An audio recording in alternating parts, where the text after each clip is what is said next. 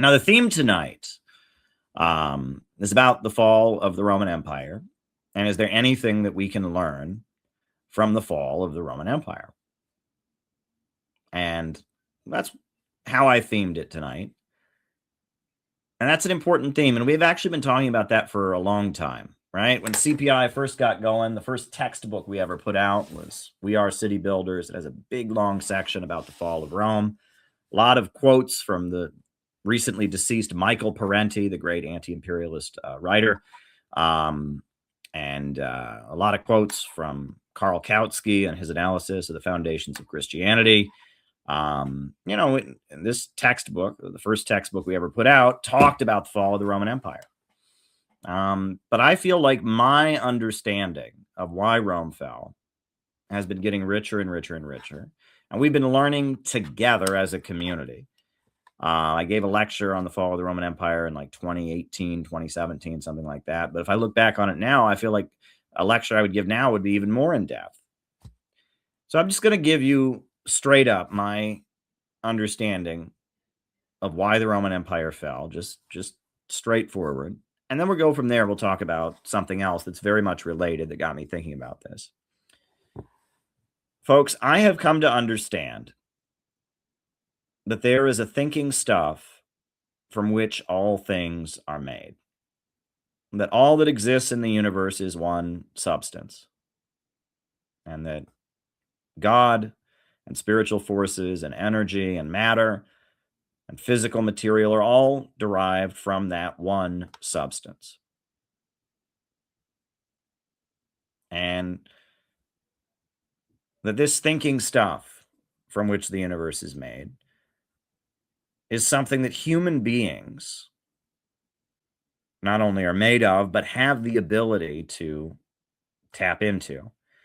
And that this is something that many people have pointed out. Human beings are not like any other species. They're not like any other animal. Human beings reinvent their relationship with nature. And human beings don't merely interact with their environment, they force the environment to serve them.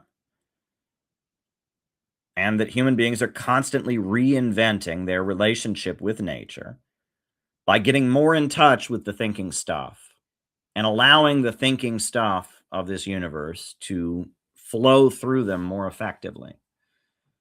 Human beings are the creative species. Some people talk about humans as the tool-making species. Some people talk about human beings as the species with consciousness. Human beings are the tool-making species, the conscious species. Human beings are the creative species. Ants have been making their ant farms the same way for thousands of years. And bees have been making their beehives the same way for thousands of years. And beavers have been making their beaver dams the same way for thousands of years. But in just 8,000 years, human beings have gone from hunter-gatherer civilization, primitive tribalism, living in the woods and hunting and gathering for our daily subsistence with a life expectancy of no higher than 30, to where we are now in outer space, communicating through telecommunication technology, with the internet, artificial intelligence. I mean, what human beings have done is amazing. And it is that thinking stuff, that creative power from which all things flow. That is the basis of what gives human beings the ability to do this. And that civilizations flourish when they are enabling human beings to become less like animals and to be more in touch with the thinking stuff from which the universe is made. Human progress throughout history has been human beings tapping into the thinking stuff, tapping into and embracing their creative side, letting the cosmic power, letting the divine energy, the universal prime energy, whatever you want to call it, flow through them and ascend to a higher plane and innovate and develop new technological advances that come with new social relations and new modes of production.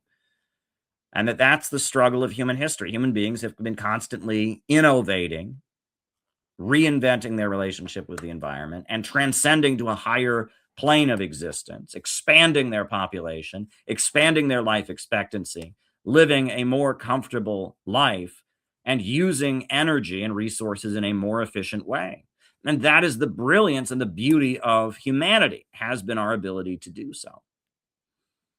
And that, yeah, when human beings started out on this course, you could argue that we were living a bestial existence. But gradually, throughout human history, human beings have become more and more human, and almost more and more godlike, and less like animals. And that civilizations thrive when they are tapping into human creative power and enabling human beings to innovate, and enabling human beings to let the thinking substance of the universe flow through them.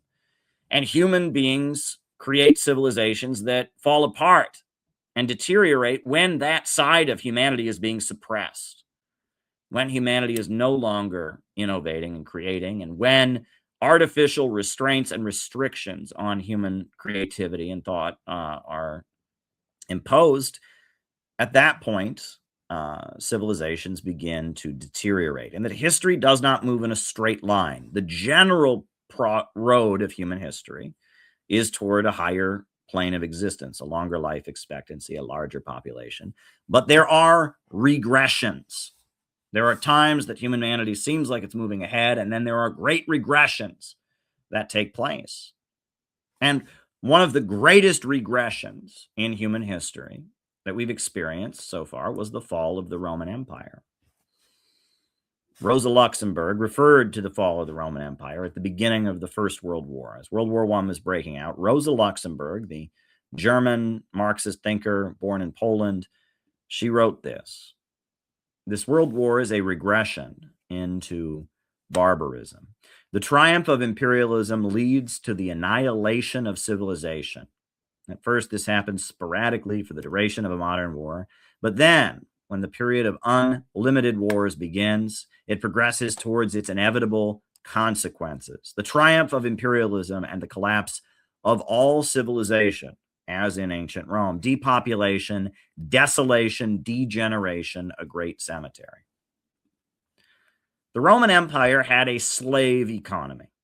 It was based on slavery, the mode of production defined by human beings owning other human beings, in which there are two classes. There are landowners and slaves. There are people who own land and, as a result, also own people, and there are slaves. That's the slave mode of production. Slavery emerged out of human history. I guess Marx talked about the Asiatic mode of production that eventually gave rise to slavery. Slavery was the mode of production that they had in ancient Egypt. It was the mode of production that they had in Greece at the height of Greek civilization.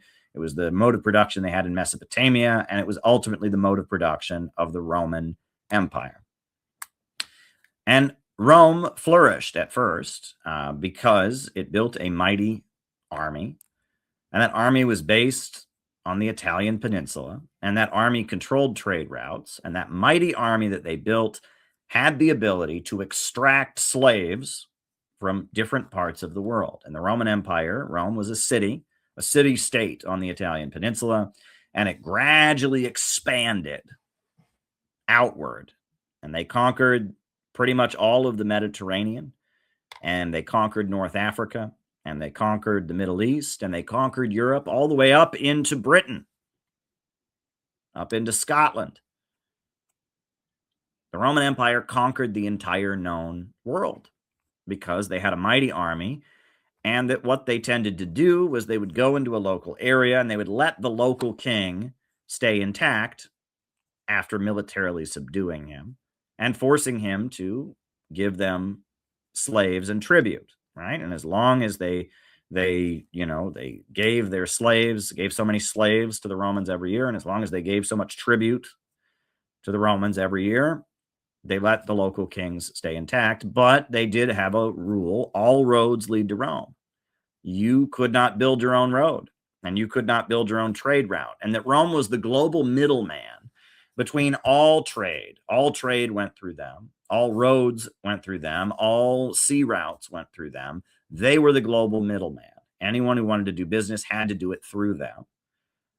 And local kings and local governments stayed intact, but they were the middleman. They were the giant army that built roads and extracted slaves and tributes, all concentrated in one mighty city. Rome on the Italian peninsula was the precursor of Atlanticism, the sea-based civilization, where wealth is concentrated in one mighty city, in which control of trade routes is how dominance is established. That was the Roman Empire.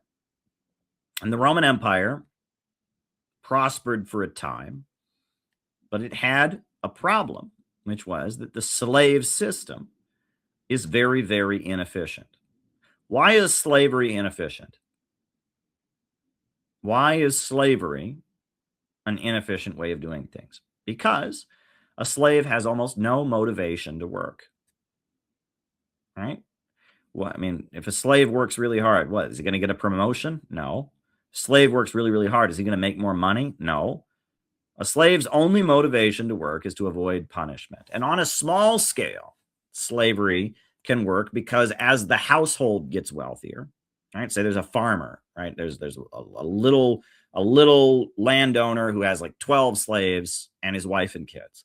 Well, those slaves will work pretty hard because as the household gets wealthier, they'll see some of that wealth, right? So on a small scale, the slave kind of has a motivation to work because while maybe he doesn't get an equal share, if the household gets wealthier, if they're producing more crops, he gets more.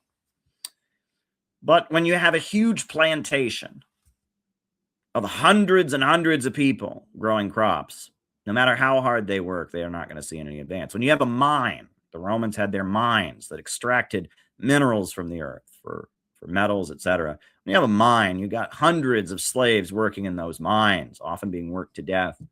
They have absolutely no motivation to work. And the bigger the Roman Empire got,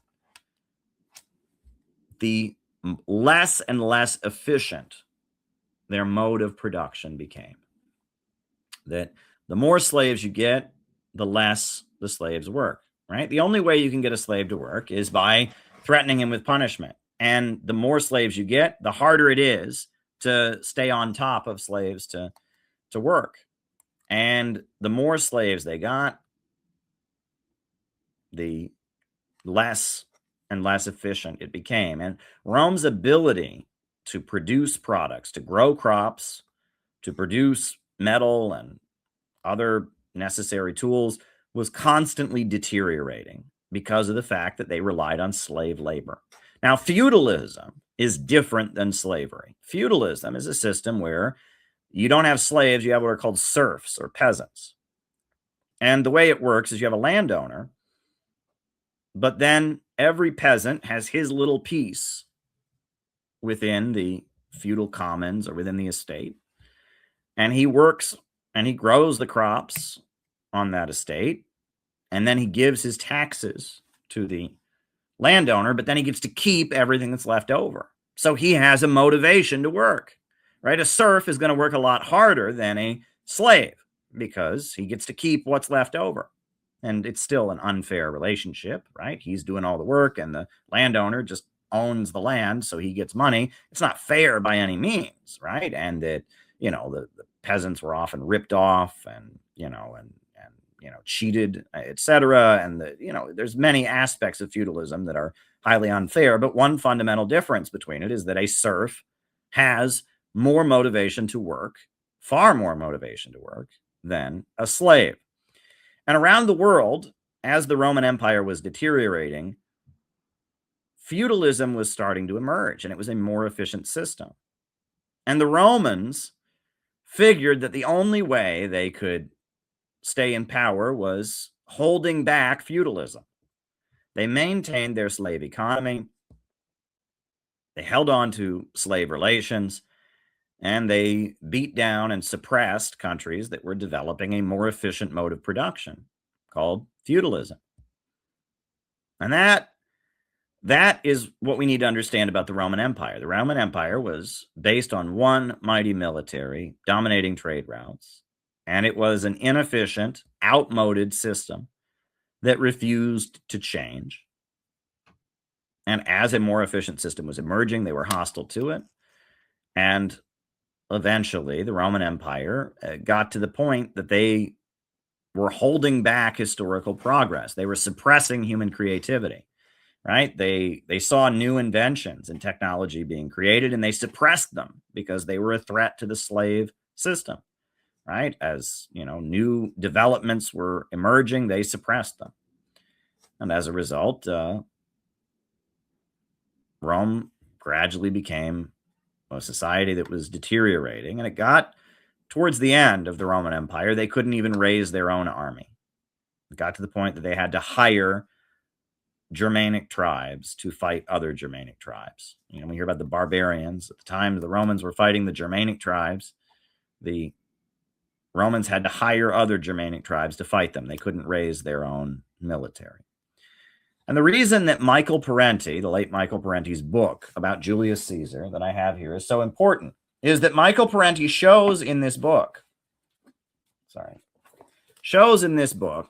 that Rome had a chance to survive. That originally Rome was I wouldn't say a democracy, it was a republic. It was an elected government, that the landowning people, the majority of the Romans were slaves, but among the landowners, they elected leaders. They had a hereditary Senate and an elected National Assembly. It was the Roman Republic, right? Rather than having an emperor at first, they were the Roman Republic. And why had Rome adopted a republican form of government? Because there were many landowning families, and that it was a way to motivate them to go and fight the wars, right? Every Roman citizen had to serve in the army, and the Romans went out and conquered all these people. And there was an understanding that if they had an elected government where all the major families had a seat in the Senate, where they got to vote in the National Assembly, that the loot that they got from the rest of the world would be more equitably distributed, that everyone would get a vote in how that loot was divided. If they just had one king, all the people that were close to the king and were in with the king might go fight the wars, but the other people would say, hey, if we win the war and we get a bunch more slaves and we get a bunch more tribute, we're not going to see any benefit. But by having a system where more inclusion was carried, where all the landowning families got a vote, that motivated people to go out and plunder, because there was an understanding that they had some skin in the game. They were, quote unquote, invested in the nation. And that's why Rome was a republic at the beginning. It was a way of motivating the population, the landowners, to go out and fight the wars.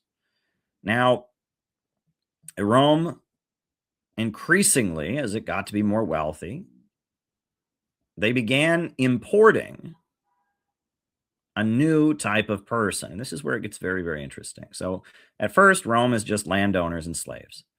But as Rome grows and grows, and they're building colosseums, and they're holding chariot races, and they're becoming a more and more prosperous and wealthy society. The landowning families, the patricians and the plebeians of Rome, are becoming more and more wealthy. They start bringing in skilled craftsmen from around the world. And these skilled craftsmen are mostly Greeks and Jews. Greeks from the Greek islands, Jews from Palestine. And the craftsmen are brought in to do what a slave couldn't do, right? A craftsman, you didn't hire a craftsman to pick the wheat and, pick the field and harvest the field. You could get a slave to do that. A craftsman had a specific skill. A craftsman was a blacksmith who knew exactly how to work with the metal. A craftsman was a carpenter who knew how to work with wood. In some cases, you had doctors that could heal the sick, right? And then there was medical knowledge in ancient Greece. So you had Greek doctors, right? That were early primitive medical people, right? You brought in craftsmen, bricklayers, another bricklayers. It's a skilled trade. People who had some kind of skill that a regular slave couldn't do. And that was the beginning of what we now call the proletariat, right? A slave is not a proletarian. A slave doesn't get a wage. Somebody else owns him. The proletarian is not owned by anyone else, but he does not own any property. He is neither a slave owner or a landowner, nor is he a slave, right? He is a wage worker. And the word proletarian or proletari in the Roman, the Latin, it actually means those who have children or those who have offspring, because the only property that a proletarian had was their children, right? That their children were considered to be their property under Roman law, and they didn't have any land. They rented where they lived and paid rent out of the wages they received. They received wages for their work.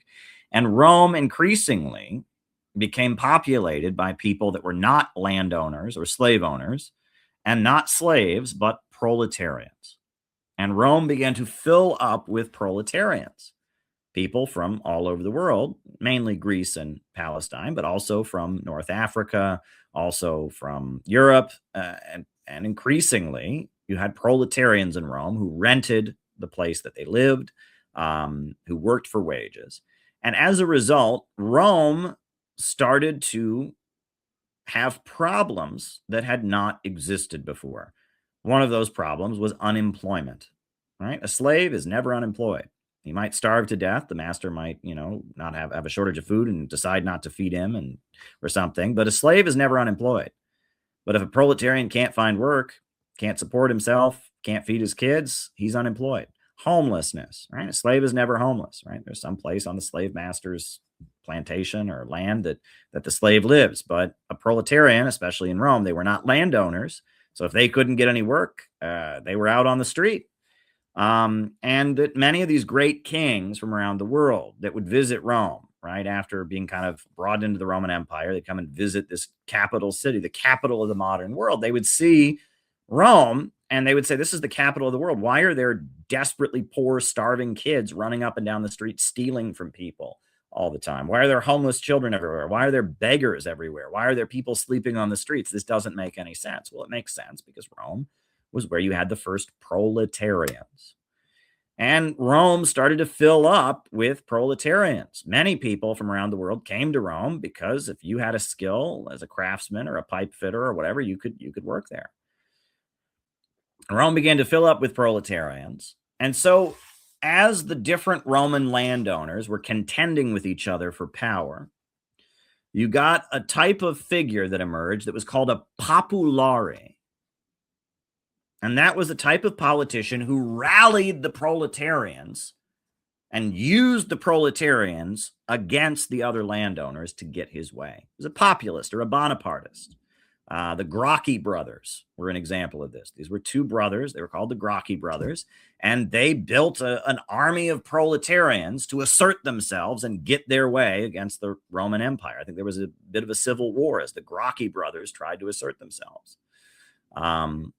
And the Roman Republic, the final years of the Roman Republic, were defined by one populare, a general, Julius Gaius Caesar, who was a populare who was very, very popular. And Julius Caesar was elected as the imperator, or the head of the National Assembly, the head of state, like the president. And he was very popular with the Roman proletarians, and that he was constantly doing things to improve their lives. One thing that he did was that he created public libraries. And these libraries weren't for people to go and read books for interest. It was where the laws were written down. So poor people, if they, proletarians, if they were fighting and having a legal dispute, they could go to the public library and they could read the Roman laws for themselves and invoke the law in their legal arguments.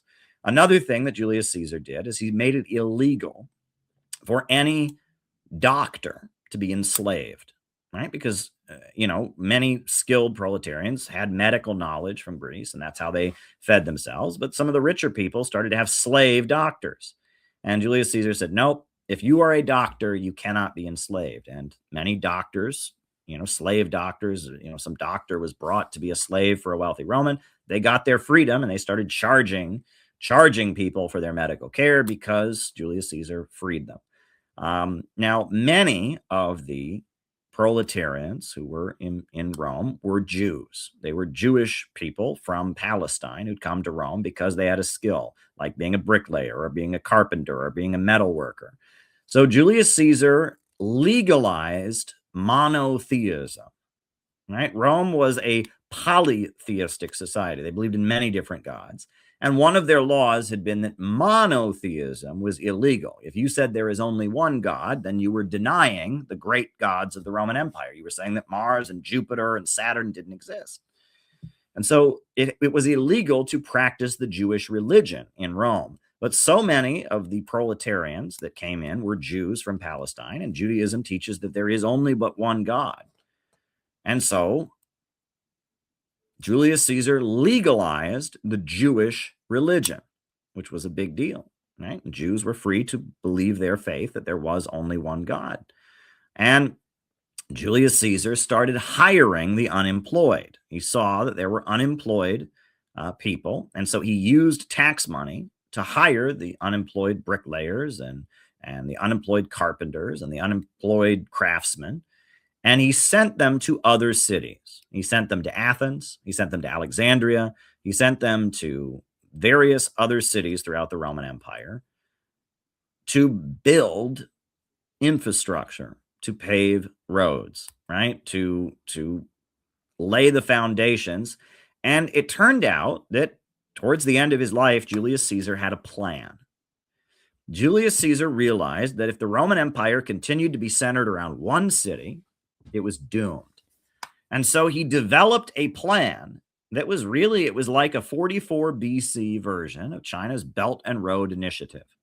Julius Caesar's plan was to make the various city-states, Constantinople, right, Ephesus, right, Athens, to make the various city-states throughout the empire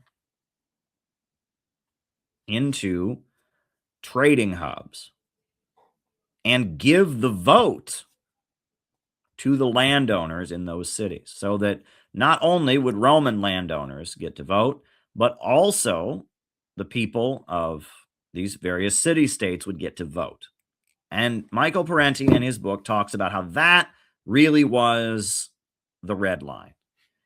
How giving the vote to the people throughout the empire in these various city-states he was building up, as he was sending unemployed Roman workers to build up these cities throughout the empire, giving them the vote was a red line. Also, he launched a land distribution program. He started taking some of the big estates of wealthy Roman families that had a huge amount of land and dividing up some of the land and giving it to proletarians so they could actually become landowners. He wanted to have more landowners, have more diversity. And all of this is what led to Julius Caesar on 44 BC, the Ides of March, March 15th, 44 BC. He went to the Roman Senate, and he went to the Roman Senate to give a speech. And he went there, and he was surprised as the wealthy senators, the hereditary families that ruled the Roman Empire, one by one stabbed him in the back. And they stabbed him over and over and over again, and he was killed. And he lay dead in the Roman Senate. And the poor people, the proletarians of Rome, rioted, and there was a huge riot throughout the city. And they broke into the homes of rich people and took their furniture and broke it up, and they set a giant fire in the center of Rome, and they cremated Julius Caesar. And then there was a civil war between Julius Caesar's nephew, Octavian, and Mark Antony, who had been one of the conspirators who'd killed Julius Caesar. And ultimately, Octavian, Julius Caesar's nephew, won the civil war, and he abolished the republic, and he became the emperor. And he was the first emperor of Rome, Caesar Augustus. And they also built a giant temple to Julius Caesar after his death, and they declared that in death he had become a god, that after being stabbed to death on the floor of Rome, that he had ascended into heaven, and they made him a god. And that's how Rome ceased to be a republic and became a monarchy, an empire. And they taught that the Roman emperor was a god on earth. That was their teaching. And Rome was centered around an emperor. And as a result, Rome never became multipolar. It continued to be centered around one mighty city. And it became more and more inefficient. And as they rejected technological innovation, and as their slave plantations and their slave mines became less and less efficient, and as the Romans themselves stopped really believing in what the empire was about, what they call cynicism set in, where a lot of Romans didn't even really believe in the ideas of the Roman Empire. They weren't really excited about building an empire to begin with. As cynicism set in, as the rich became more and more selfish, as the central mission, they'd all been excited, we're going to go out and build this mighty empire, and then it had turned into, no, we're actually just who cares, as they talked about. You had the hedonist philosophy that lived for pleasure. You had the stoicist philosophy that sought enlightenment through self-mutilation, and gradually Rome just deteriorated. And it was over a course of hundreds of years. There wasn't one day that Rome just fell. But the Roman Empire divided between the East and the West, and the Roman Empire fractured here and there, and pretty soon there was no Roman Empire. But the fall of the Roman Empire was not a good thing. And that many people look at the Roman Empire and they say, oh, but the fall of the Roman Empire was great because Rome was evil. Yes, Rome was evil. An awful slave society, practiced infanticide, was just brutal in so many ways, publicly torturing people in the Colosseum. I mean, yes, all that's true. But life didn't get better when Rome fell. The height of people decreased by inches. The life expectancy of human beings went down by years. The population of Europe very significantly decreased after the fall of the Roman Empire. It took Europe 1,100 years to get back to the population level that it had at the time of the Roman Empire. 1,100 years.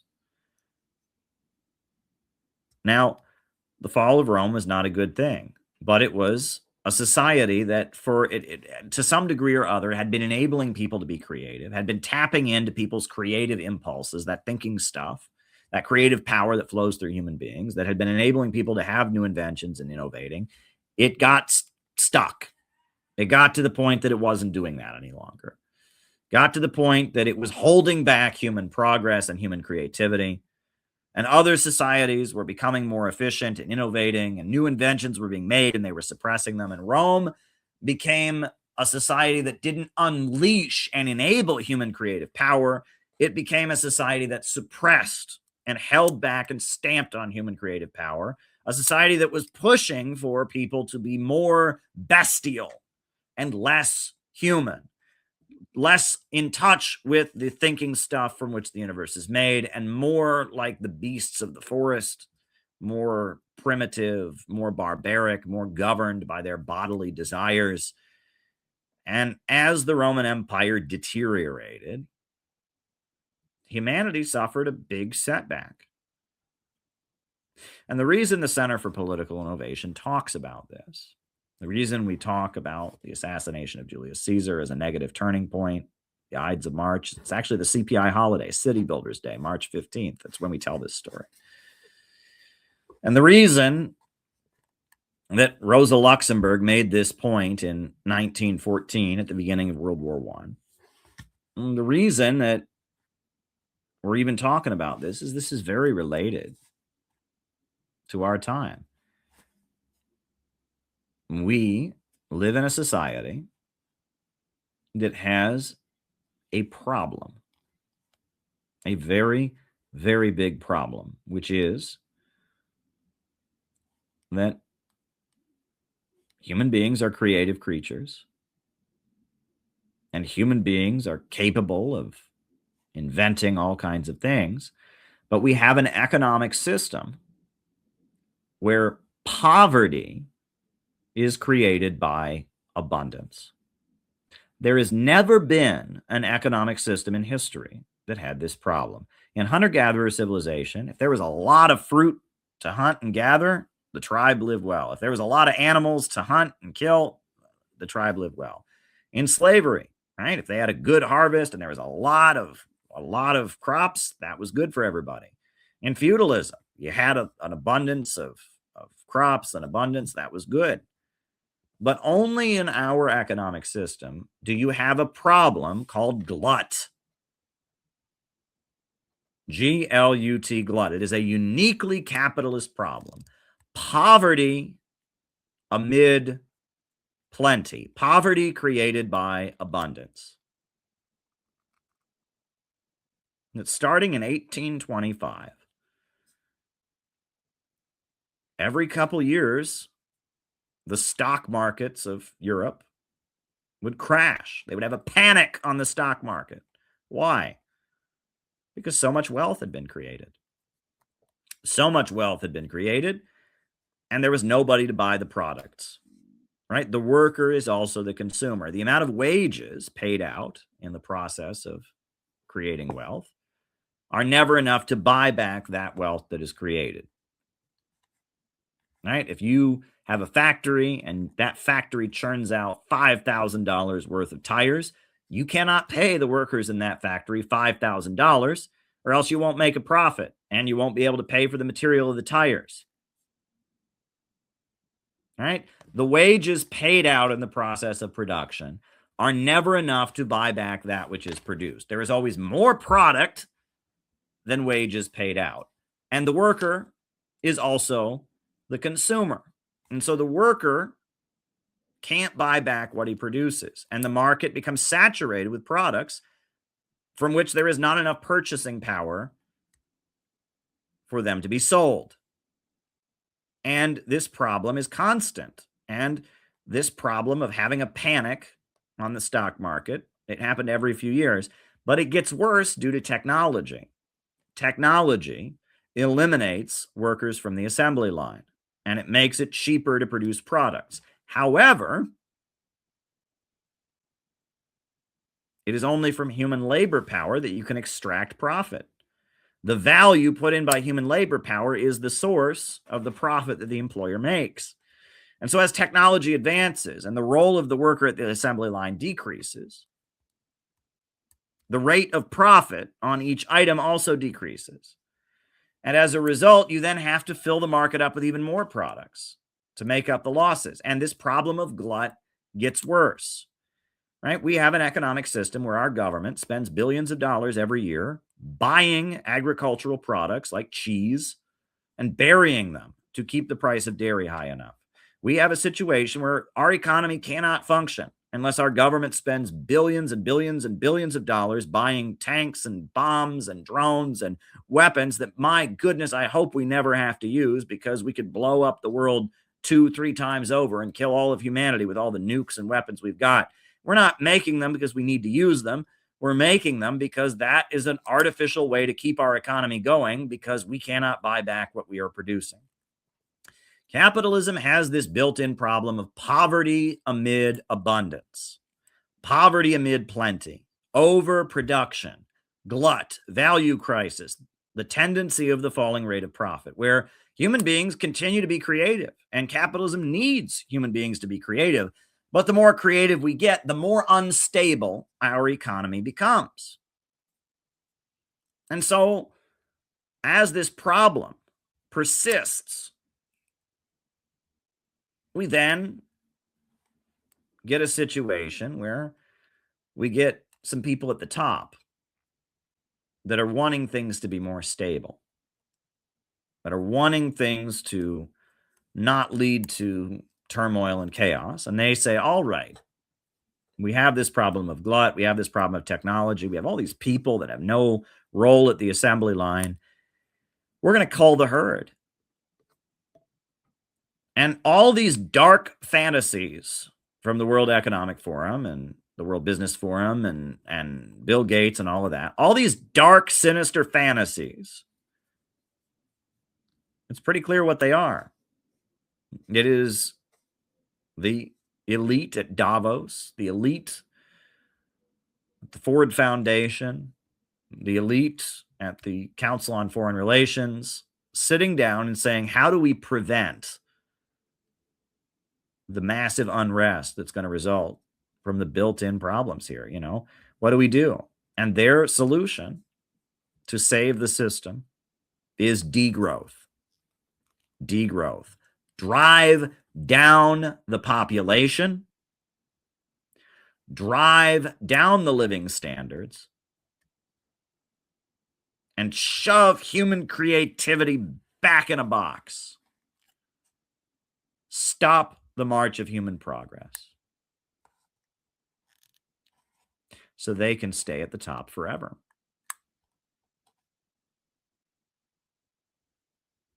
That's what they have decided to do. And just like the Roman leaders decided that they were going to stop human progress,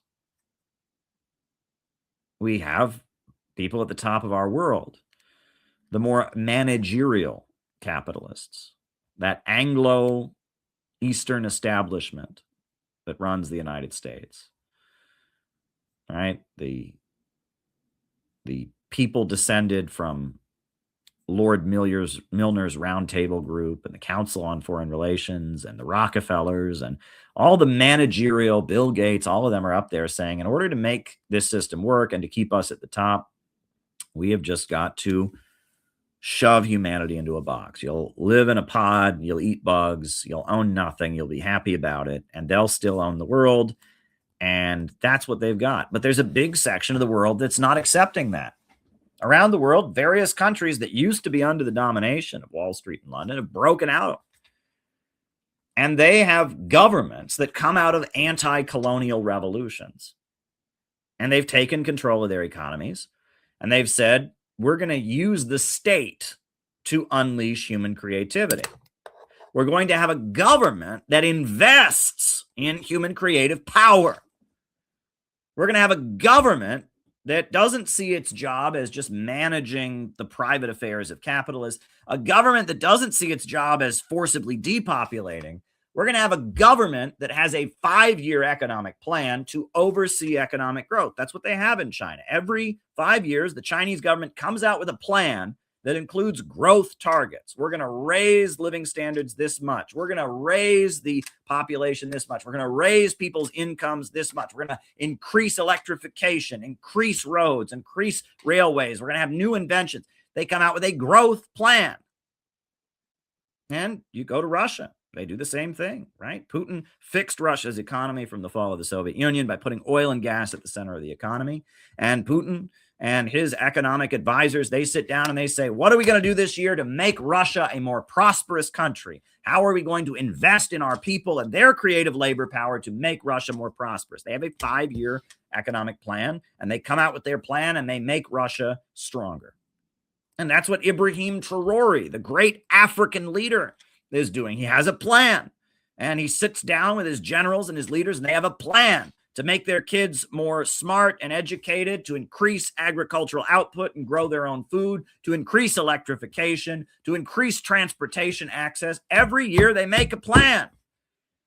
And we have states that don't view their job as just letting the rich rule over people and letting these problems of poverty amid plenty. States that don't view their job as degrowing like our Western states do, but states that invest in human creative power.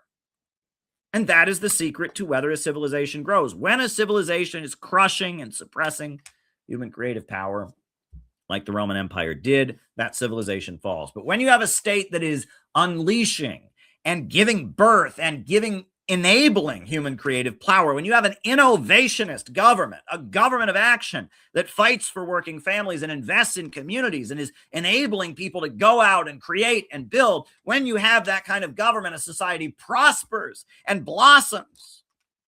And that is how civilizations thrive, when they tap into unleashing that thinking stuff from which all things are made, that energy, that spiritual power that defines the universe. When you have a society that invests in that, then a society can prosper. And that is why this message is so important. And that's what the Center for Political Innovation understands, that it is human creative power and human labor and human work and human innovation that drives forward history, and that civilizations thrive when they tap into that, invest in it, and unleash it, and civilizations die when they suppress it. And that right now, the problem that the West is facing is that human creative power has outstripped the narrow limits of production organized for profit. The anarchy of production, the chaos of the market is too weak to handle all that human beings are capable of right now. What we're able to do with artificial intelligence, what we're able to do with self-driving cars that are just a few years away, it doesn't fit into the narrow restrictions of production organized for profit. Just like the Romans held on to slavery while this more advanced system of feudalism was out there and was working, we're holding on to capitalism and the rule of profits while there are more advanced civilizations and more advanced orders that are organizing the economy rationally and planning out growth and unleashing creativity and are now allowing civilizations to rise that are thriving. And that is the issue. And what we need in America, we have two choices. Our society is heading for a crossroads. We can go the way of Rome. Depopulation, desolation, a great cemetery. Or we can join this new world with a government here that breaks the power of the big monopolies, breaks the power of Wall Street, breaks the power of the big bankers and oil monopolies, and invests in the people. A government of action that will fight for working families. Right now, our government realizes that its economy doesn't work, realizes that the world is slipping out of the fingers of the big monopolies of the West. And so they've decided that they are just going to go to war with every country that is broken out of their grip. They're going to go to war with Russia. They're going to go to war with China. They're going to go to war with Iran. They're going to go to war with Venezuela and Cuba and Nicaragua. They're going to go to war with Mali and Niger and Burkina Faso. They're going to wage war and mobilize their military-industrial complex, this spending mechanism to inject money into their naturally unstable system to try and prevent having gluts of overproduction. They're going to mobilize their military industrial complex to just attack every country they can't control. And they're hoping that maybe that'll prolong their system a little bit. Meanwhile, they've decided that they are going to pump us full of pessimism. They're going to tell the next generation of young people that there's no point in life. They're going to pump into our heads that human beings are a cancer on the earth, that depopulation is the answer. They're going to put drugs and mind control everywhere. They're going to put poisonous chemicals everywhere, and they're going to do everything they can to make us poorer, and take away our will to live, make us pessimistic, make us hopeless, and take away our freedoms, and put us into that pod that we're supposed to live in, where we own nothing and eat bugs and we're happy about it. That's what they're planning to do. And they will fail because humanity is an innovative, creative species that is in touch with the thinking stuff from which all universe is made. They will fail. But there will be a conflict. And it's not a competition, it's a conflict. They are actively trying to stop humanity from advancing, and humanity is going to have to push back. And it's going to be a conflict. And that conflict is raging right now in the Donbass region. The dying system put a fascist government that hates Russia into power in Ukraine. That government started bombing and killing the people of the Donbass regions. And Russia, that is broken out of the Western system and is building, has had to come to the aid of the people in Donetsk and Lugansk. And there is a war happening at this very moment between the part of the world that believes in growth and the Western Malthusian system. The British are the main architects of the conflict in Ukraine.